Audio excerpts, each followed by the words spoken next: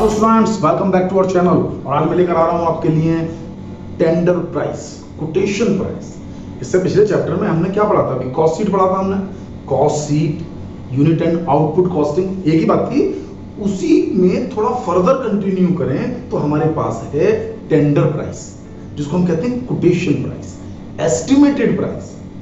भाई आपने सुना होगा, नाम देखा होगा, सीरियल्स में देखा होगा, मूवीज में देखा होगा कि मेरा टेंडर पास हो गया। सेम वही कंसेप्ट हमारे यहाँ पढ़ रहे हैं कि भाई एक सप्लायर जो कस्टमर के ऑर्डर आ रहे हैं उनको गुड्स सप्लाई करना चाहता है, तो गुड्स जो सप्लाई करता है तो कस्टमर ऐसे तो ऐसे गुड्स ले नहीं रहा किसी से भी, तो गुड्स लेने के लिए वो उसकी कोटेशंस मांगता है ना, उसका टेंडर मांगता है, सो दैट कि जो सबसे सस्ता होगा, सबसे अच्छा होगा, कस्टमर उसको ऑर्डर देगा।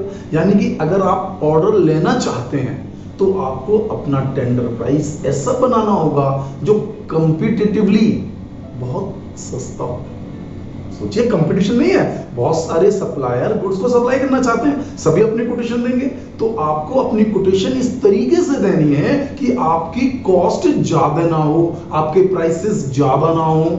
भाई प्राइस अगर आपके ज्यादा होंगे तो लोग दूसरी तरफ जाएंगे, कस्टमर आपको ऑफर ही नहीं करेगा। लेकिन इसका अपोजिट पॉइंट भी ध्यान रखना है, ऐसा ना हो कि हमने कॉस्ट जो हमारी आई है, जो हमने प्राइस ऑफर किया है वो कम हो, है ना, और हमें एक बड़ा लॉस बियर ना करना पड़े। टेंडर लेने के लिए आपने कॉस्ट कम कर दी और कॉस्ट आएंगी ज्यादा तो भी तो लॉस है ना। तो यहाँ एनालिसिस करना है, यानी कि एक एस्टिमेटेड कॉस्ट को डेवलप करना है सो दैट कि हमें वो ऑर्डर, वो टेंडर हमारा पास हो जाए। तो इसके लिए क्या करना होता है? इसके लिए एक तो मुझे जो मटेरियल, लेबर और ओवरहेड्स है, इनकी जो एंटिसिपेटेड कॉस्ट है उसे कैलकुलेट करना होगा। और वो कैसे कैलकुलेट होगा? वो पास्ट रिकॉर्ड से, यानी कि जो कॉस्ट शीट हम बना रहे थे, है ना, कॉस्ट शीट किस बनती थी? एक्चुअल डाटा पर। तो एक्चुअल डाटा के बेस पर हम पहले कॉस्ट शीट तैयार कर लेंगे एंड देन उसके बेस पर हम मटेरियल, लेबर और ओवरहेड्स, तीन चीजें होती हैं, तो उन तीनों के एंटिसिपेटेड जो प्राइसेस हैं या फ्यूचर में जो प्राइसेस चेंज होने वाले हैं, आपको उनको भी कंसीडर करना होगा। ऐसा नहीं है कि जो कॉस्ट पहले आ रही थी वही आएगी, नहीं, प्राइसेस चेंज हो सकते हैं। कुछ फिक्स एक्सपेंसेस हैं, कुछ वेरिएबल एक्सपेंसेस हैं, उनके बेस पर चेंज है। भाई अगर आपकी कॉस्ट में कुछ फिक्स का पार्ट है तो फिक्स का पार्ट हम टेंडर प्राइस में इंक्लूड नहीं करेंगे, क्योंकि जब आप टेंडर दे रहे हैं, कोटेशन दे रहे हैं, तो कंपैटिबली सस्ती होनी चाहिए। और सस्ती कब होगी? जब उसमें फिक्स पार्ट, कॉस्ट का जो पार्ट है वो हम इंक्लूड नहीं करेंगे, क्योंकि फिक्स पार्ट तो हम ऑलरेडी कस्टमर से ले ही रहे हैं, डबल थोड़ी लेंगे। तो इसी तरह से जब आप बड़े ऑर्डर्स लेते हैं तो उसमें हमारा फिक्स कॉस्ट वाला पार्ट इंक्लूड नहीं होता।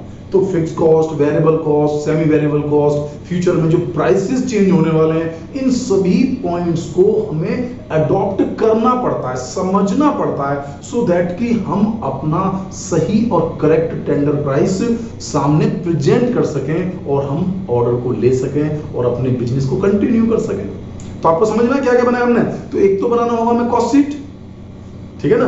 दूसरा, हमें कॉस्ट शीट के थ्रू सारे प्राइसेस को दोबारा से रिवाइज करना होगा कि इन फ्यूचर जब वो टेंडर हम, यानी कि जो गुड्स की सप्लाई हम करेंगे, तो उस समय प्राइसेस में, यानी मटेरियल, लेबर, ओवरहेड्स में किस तरह के चेंजेस आएंगे, फिक्स और वेरिएबल एक्सपेंसेस किस तरह से मूव करेंगे, उन सब चीजों का ध्यान रखते हुए, हम सबका ध्यान रखते हुए फिर एक टेंडर प्राइस बनाएंगे, ठीक है ना, और फिर उसको हम प्रेजेंट करेंगे।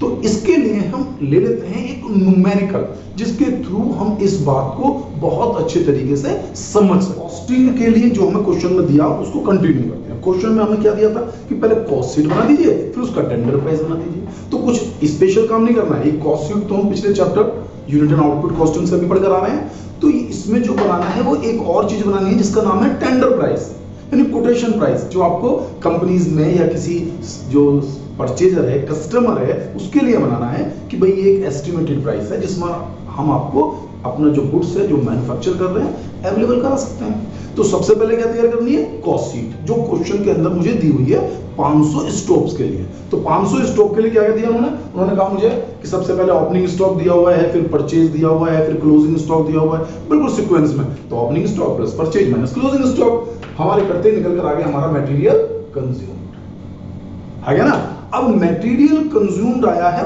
500 पीस के लिए, तो 500 से डिवाइड कर लीजिए, पर पीस की कीमत भी जाएगी, यानी कि मटेरियल हो गया आपके पास 40 रुपए पर स्टोव। यदि आप 2000 स्टोव बनाते हो, यदि आप 2000 स्टोव बनाते हो, देखिए मैं टेंडर प्राइस पे लिखा हुआ है मैंने, तो मटेरियल कंज्यूम कितना हुआ आपका कि भाई 40 रुपए का एक पीस है, तो 2000 पीस कितने के हुए? 80,000 रुपए के। देख सकते हैं कितने के हुए? 80,000 रुपए। यानी कि जो टेंडर बनना है वो इसी के बेस पर बनना है। इसके बाद उन्होंने हमसे क्या दिया? फैक्ट्री वेजेस, जो मैं आपको पहले बता चुका हूं कि फैक्ट्री वेजेस कुछ नहीं होता है, वेजेस तो फैक्ट्री में ही खर्च होगी, लेकिन वो प्राइम कॉस्ट का पार्ट होता है, डायरेक्ट वेजेस कहते हैं।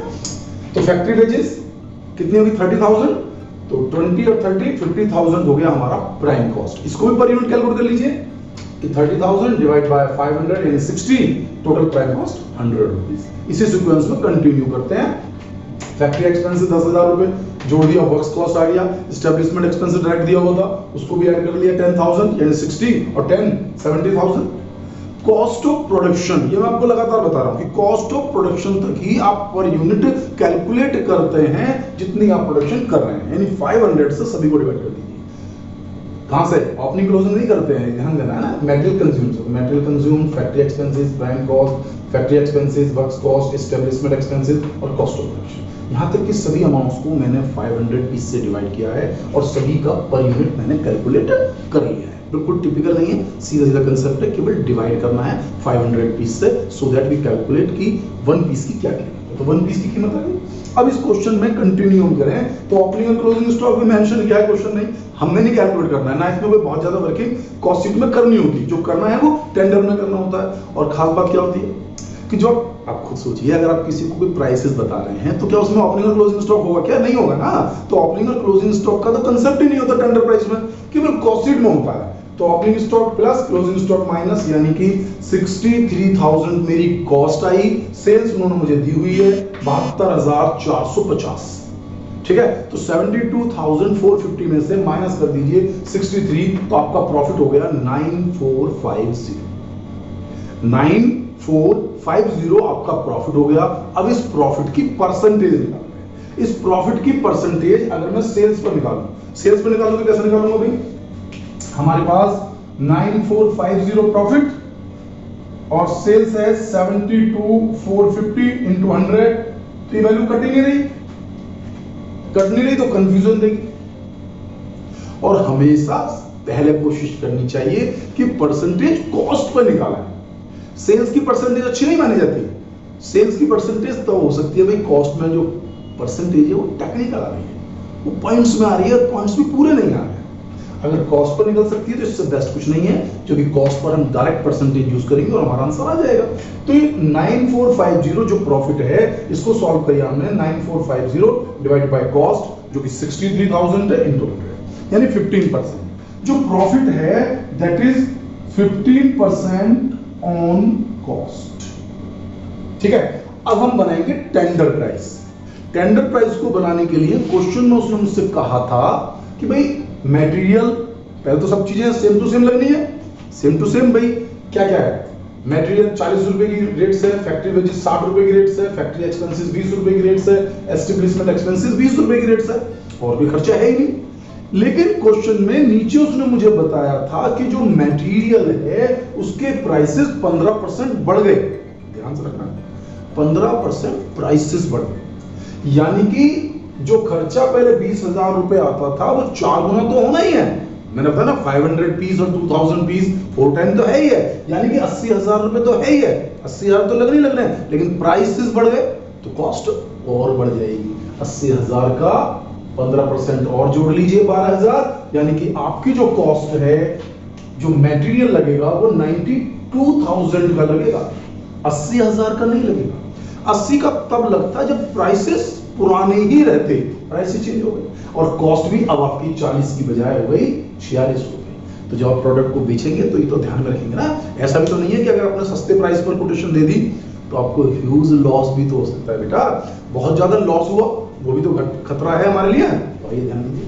वेजेस, वेजेस के लिए हमारे पास लगा 30,000 रुपए, तो 4 गुना 1,20,000, या पर यूनिट निकाल लीजिए, पर यूनिट थी 60 रुपए, 2020 की मल्टीप्लाई करी 1,20,000। अब क्वेश्चन में क्या कह रहा है कि जो वेजेस के रेट है वो 10% बढ़ गए। ध्यान देना, पहले पूरी कॉस्ट निकालनी है, फिर वो कहता है रेट बढ़ गए तो रेट बढ़ा दिए 1,32,000 रुपए। अगर वो नहीं कहेगा तो सिंपल सॉल्व हो जाएगा।